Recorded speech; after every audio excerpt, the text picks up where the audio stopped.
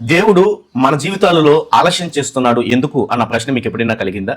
అయితే దేవుని యొక్క ఆలస్యం వెనుక దాగి ఉన్నటువంటి మర్మం ఏంటి అన్నది ఈ యొక్క వీడియోలో మనం ఆలోచించేద్దాం ప్రియులారా.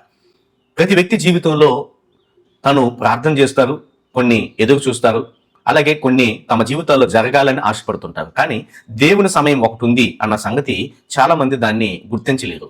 మరికొందరు విశ్వాసాన్ని కోల్పోతారు, నిరీక్షణని కోల్పోతారు. అయితే ఇక్కడ ఒక సందర్భాన్ని నేను మీకు జ్ఞాపకం చేస్తాను పిల్లరా. ప్రభు అయిన యేసుక్రీస్తు వారు మరియు తన శిష్యులు అలాగే మరియమ్మ వీరు కానా అనే ఊరిలో వివాహానికి పిలువబడ్డారు. ఆ వివాహంలో అక్కడ విందు జరుగుతుంది. విందులో ద్రాక్షారసం సప్లై చేయబడుతుంది. ద్రాక్షారసం అయిపోయింది. ద్రాక్షారసం అయిపోయిన సంగతి మరియమ్మ చూసి యేసుప్రభు వారి యొద్దకు వచ్చి ద్రాక్షారసం అయిపోయింది అని చెప్తుంది.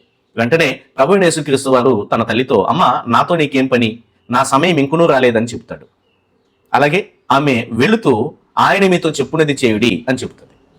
యూదుల శుద్ధీకరణాచార ప్రకారం అక్కడ 6 రాతి బాణాలు ఉన్నాయి. ఆ 6 రాతి బాణాల్లో పూర్తిగా నీళ్లతో నింపమని చెప్తాడు ప్రభు యేసుక్రీస్తు వారు.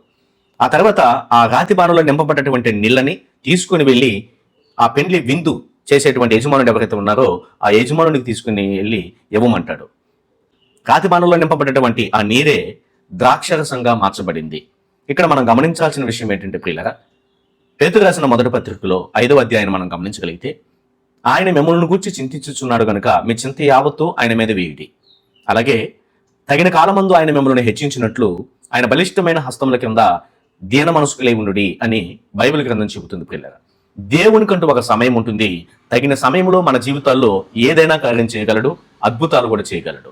మరి మీ జీవితంలో అలాంటి ఒక ఆలస్యం, ఆ ఆలస్యం వెనుక ఏదైనా ఆశీర్వాదాలు చూసారా? ఒకవేళ చూడకపోతే నేను చూస్తాను అన్నటువంటి నిరీక్షణతో కూడినటువంటి కామెంట్ని తెలియచేయవలసిందిగా ప్రేమతో తెలియజేస్తున్నాను. Thank you for watching. May God bless you. నేను మీ సహోదరుడు బాలవేంద్ర రాజుని.